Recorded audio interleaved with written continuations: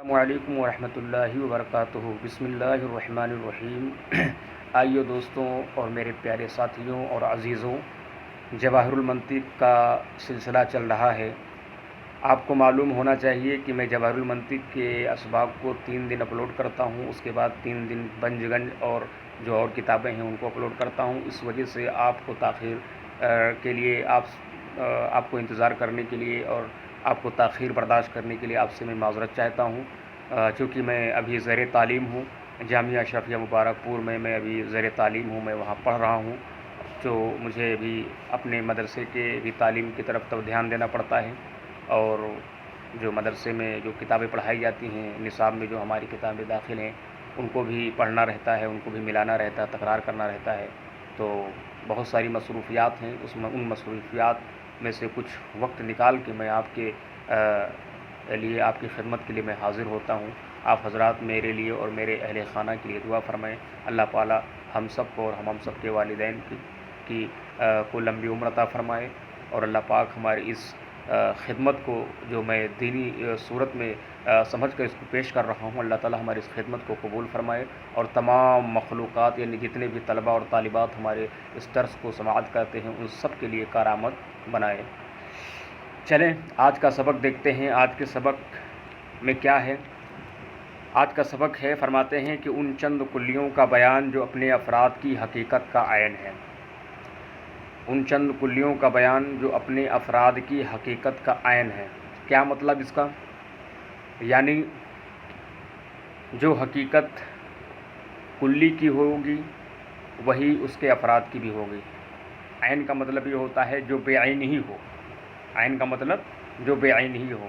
مثال کے طور پر میں کہوں کہ جو زید کے باپ کا کاشت ہے وہی زید کا کاشت ہے، تو اگر زید کے باپ کا کاشت اور زید کا کاشت اگر ایک ہے تو اس کو کہتے ہیں یہ عین ہے، یعنی جو ذات اور جو کاشت زید کا ہے وہی اس کے باپ کا ہے، یا یہ کہہ لو جو ذات اور جو کاشت زید یعنی اس کے باپ بکر کا ہے وہی زید کا ہے۔ تو ان دونوں میں، زید اور بکر میں، ان دونوں کے کاشت ہونے میں یہ دونوں ایک دوسرے کے لیے کیا ہے؟ عین ہے۔ جو کاشت اس کی ہے وہی کاشت اس کی ہے، ٹھیک ہے؟ تو وہی مطلب یہاں پر بھی ہے کہ جو حقیقت کلی کی ہو وہی حقیقت ان کے افراد کی ہو، تو اس کا مطلب تو یہ ہوا کہ یہ کلی اپنے افراد کی حقیقت کا عین ہے، یعنی جو حقیقت اس کلی کی ہے وہی اس کے افراد کی ہے۔ سمجھ رہے ہو بات کو؟ یہ ہوتا ہے کلی کی اپنے افراد کی حقیقت کا عین ہونا۔ اب سوال کی ذکر کر رہے ہیں، کہہ رہے ہیں سوال، انسان اپنے افراد کی حقیقت کا عین ہے یا اپنے افراد کی حقیقت سے خارج ہے؟ انسان کے افراد پہلے آپ کو معلوم ہونے چاہیے کہ انسان کے افراد ہیں زید، بکر، خالد، عمر، جتنے بھی دنیا کے اندر انسان جو ہے موجود ہیں وہ سب کے سب انسان کے افراد ہیں، اور انسان ایک کلی ہے، اور زید، بکر، خالد، عمر وغیرہ یہ سب انسان یعنی جو کلی ہے اس کے کیا ہے؟ افراد ہیں۔ اور آپ کو پتہ ہے کہ آپ نے پیچھے پڑھا تھا کہ انسان کی حقیقت ہے حیوان اور ناطق ہونا، حیوان ناطق ہونا۔ تو جو حقیقت حیوان کی ہے، کیا ہم اب یہاں دیکھیں گے کہ یہی حقیقت اس کے افراد یعنی زید، بکر، خالد وغیرہ کی بھی ہے؟ اگر جو حقیقت انسان کی ہوگی، اگر وہی زید، بکر، خالد وغیرہ یعنی جو انسان کے افراد ہیں ان کی بھی وہی حقیقت ہوگی، تو یہاں پر ہم کہیں گے کہ یہ کلی اپنے افراد کی حقیقت کا عین ہے، یعنی جو حقیقت اس کلی کا ہے وہی اس کے افراد کا ہے۔ تو جی بھائی اور دوستوں، یہ بات بالکل مسلم اور بالکل واضح ہے کہ جو حقیقت انسان کا ہے یعنی کلی کا ہے وہی حقیقت اس کے افراد کا ہے، یعنی زید، بکر، خالد وغیرہ کا، یعنی انسان کی بھی حقیقت حیوان ناطق ہے، اور اس کے افراد زید، بکر، خالد وغیرہ کی بھی حقیقت حیوانی ناطق ہے۔ یاد رہیے کہ انسان جو ہے انسان ایک ایسا مفہوم ہے جو زید، بکر، خالد وغیرہ ہی کے ضمن میں پایا جاتا ہے، ایسا نہیں کہ انسان ہمیں کہیں دکھائی دیتا ہے۔ آپ انسان کو دیکھنے لگ جاؤ گے تو انسان آپ کو کلی یعنی مفہوم ہونے کی حیثیت سے کہیں نہیں دکھائی دے گا، بلکہ وہ زید، بکر، خالد وغیرہ کے ضمن میں ہی پایا جاتا ہے، ٹھیک ہے؟ تو اب جو حقیقت ہم نے کیا کہا کہ جو حقیقت انسان یعنی کلی کی ہوگی وہی اس کے افراد کی ہوگی، یعنی انسان کی بھی حقیقت حیوان ناطق اور اس کے افراد کی بھی حقیقت حیوان ناطق ہے۔ کریں سوال، انسان اپنے افراد کی حقیقت کا عین ہے یا اپنے افراد کی حقیقت سے خارج ہے؟ جواب دے رہے کہ جواب، انسان اپنے افراد کی حقیقت کا عین ہے۔ پوری بات کتاب میں لکھی ہوئی ہے، بس میں مختصراً وضاحت کرتا چلا جاؤں گا، انشاءاللہ تعالیٰ آپ بہت اچھے طریقے سے سمجھ جائیں گے۔ انسان اپنے افراد کی حقیقت کا عین ہے اس لیے کہ انسان کی حقیقت حیوان ناطق ہے، اور اس کے افراد مثلا زید، بکر، خالد کی حقیقت بھی حیوان ناطق ہے۔ جس سے ثابت ہوا کہ انسان اپنے افراد کی حقیقت کا عین ہے۔ عین کا مطلب میں نے بتایا کہ بے عین ہی ہو، یعنی جو حقیقت انسان کی ہو وہی اس کے افراد کی ہو۔ اب پھر سوال کر رہے ہیں، سوال کچھ اور کلیاں شمار کیجئے جو اپنے افراد کی حقیقت کا عین ہے۔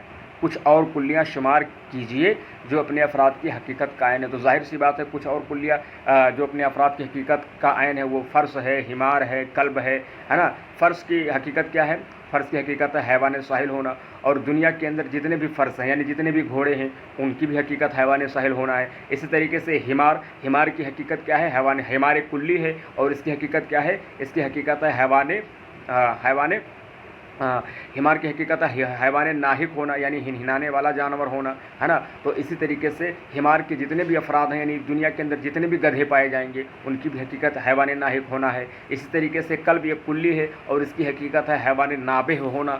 تو ظاہر سی بات ہے جتنے بھی کلب ہوں گے یعنی دنیا کے اندر جتنے بھی کتے ہوں گے ان کی بھی حقیقت کیا ہوگی؟ حیوان نابح ہوگی۔ تو پتہ چلا یہ ایسی کلیاں ہیں کہ جو حقیقت ان کلیوں کی ہے وہی حقیقت ان کے افراد کی ہے۔ کہہ رہے ہیں جواب، فرس، حمار، کلب یہ سب کلیاں بھی اپنے افراد کی حقیقت کا عین ہیں۔ مثلا فرس کی حقیقت حیوان ساحل ہے، اور اس کے افراد اس گھوڑے کی حقیقت بھی حیوان ساحل ہے، یعنی دنیا کے اندر جتنے بھی گھوڑے ہیں ان کی حقیقت بھی حیوان ساحل ہے۔ یوں ہی حمار کی حقیقت حیوان ناحق ہے، اور اس کے افراد اس گدھے اور اس گدھے کی حقیقت بھی حیوان ناحق ہے، اور یہی حال کلب وغیرہ دیگر افراد حیوان کا ہے۔ بہت آسان سبق ہے، کوئی مشکل نہیں ہے، بس یہ ہے کہ توجہ کے ساتھ آپ حضرات اس کو سماعت کرنا۔ اب پھر کہہ رہے ہیں کہ سوال، کسی کلی کا اپنے افراد کی حقیقت کے عین ہونے کا کیا مطلب ہے؟ یعنی میں نے پہلے ہی وضاحت کر دی ہے کہ کسی کلی کا اپنے افراد کی حقیقت کا عین ہونے کا کیا مطلب ہے۔ تو جواب صاحب کتاب دے رہے ہیں کہ جو حقیقت، اس کا مطلب یہ ہے کہ جو حقیقت کلی کی ہو بے عین ہی وہی حقیقت افراد کی بھی ہو، یعنی جب کوئی کلی اپنے افراد کی پوری حقیقت ہو تو اس وقت وہ کلی اپنے افراد کی حقیقت کا عین قرار پائے گی، یعنی جو اس کے کلی کی حقیقت ہوگی وہی اس کے افراد کی حقیقت ہوگی، تو کلی اپنے افراد کی حقیقت کا عین قرار پائے گی۔ آئیے دوستو ہم آگے بھی تھوڑا پڑھ لیتے ہیں ورنہ بہت سبق کم ہوگا اور ہمیں اس کتاب کو ختم کرنا ہے انشاءاللہ تعالی۔ فرماتے ہیں، اب یہاں سے بات کر رہے ہیں کہ ان چند کلیوں کا بیان جو اپنے افراد کی حقیقت کا جز ہے۔ ابھی تک کیا کہا تھا کہ ان کلیوں کا بیان تھا جو اپنے افراد کی حقیقت کا عین تھی، اب یہاں سے ان کلیوں کا بیان کریں گے جو کلی اپنے افراد کی حقیقت کا جز ہے۔ ہم دیکھتے ہیں سب سے پہلے کہ سب سے بڑی کلی ہم لیتے ہیں یا ہم حیوان کو لیتے ہیں۔ یہ حیوان ایک کلی ہے، ٹھیک ہے، اور اس کے افراد کیا کیا ہیں؟ اس کے افراد ہیں انسان، اس کے افراد ہیں فرس، اس کے افراد ہیں حیوان ساحل، تو وہی فرس مطلب حیوان ساحل وہی فرس ہو گئے۔ اس کے افراد ہیں حمار، اس کے افراد ہیں کلب، اس کے افراد ہیں اسد۔ یہ سب کے سب حیوان کے افراد ہیں۔ اب ہمیں دیکھنا یہ ہے کہ یہ حیوان جو ہے ان افراد یعنی جو افراد ہم نے شمار کرائے ہیں ان کے افراد کی حقیقت کا عین ہے یا جز ہے۔ تو ظاہر سی بات ہے کہ ہم انسان کی حقیقت کو دیکھیں گے۔ کیا کہا ہے انہوں نے کہ ان کلیوں کا بیان جو کلیاں اپنے افراد کی حقیقت کا جز ہیں۔ تو سب سے پہلے ہم نے کیا کہا؟ حیوان کے کون کون افراد ہیں؟ انسان ہے، فرس ہے، حمار ہے، کلب ہے، اسد ہے، یہ حیوان کے افراد ہیں۔ اب ہم انسان کو لیتے ہیں۔ انسان کے اندر انسان کی جو حقیقت ہے اس کے حقیقت میں ہم تلاش کریں گے کہ انسان عین انسان جو ہے حیوان ہے یا پھر انسان کا جز حیوان ہے۔ تو ہم نے دیکھا کہ انسان کی حقیقت حیوان ناطق ہے۔ ہمیں کیا دیکھنا ہے کہ حیوان اپنے افراد کی حقیقت کا عین ہے یا جز ہے۔ تو حیوان کا ایک فرد ہے انسان۔ اب انسان کی حقیقت ہے حیوان ناطق ہونا، حیوان اور ناطق ہونا۔ تو ہم نے یہاں پر دیکھا کہ انسان بنا ہے حیوان اور ناطق سے۔ پتہ چلا انسان کے وجود کے لیے حیوان یہ کیا ہوا؟ انسان کا ایک جز ہوا۔ حیوان کیا ہوا؟ انسان کا ایک جز ہوا، ٹھیک ہے، اور ایک دوسرا جز کیا ہے؟ ناطق ہے۔ یعنی انسان دو جزوں سے بنا ہے، ایک حیوان اور ایک ناطق سے۔ تو دو جز یعنی حیوان یہ انسان کا جز ہوا، ہے نا۔ عین ہوتا تو مطلب یہ ہوتا کہ حیوان انسان ہی ہو جائے، حالانکہ حیوان انسان ہی ہو جائے یہ محال ہے، کیونکہ جو ہے فرس بھی حیوان ہے، کلب بھی حیوان ہے، حمار بھی حیوان ہے نا۔ تو یہ عین ہونے کا مطلب ہوتا ہے کہ انسان جو ہے وہ حیوان ہی ہو جائے، لیکن یہاں پر ہم نے دیکھا کہ انسان کی جو حقیقت ہے اس کے اندر جو ہے یہ حیوان انسان کا عین نہیں ہے، بلکہ انسان کی حقیقت کا جز ہے۔ انسان کی حقیقت حیوان اور ناطق ہونا ہے، ٹھیک ہے؟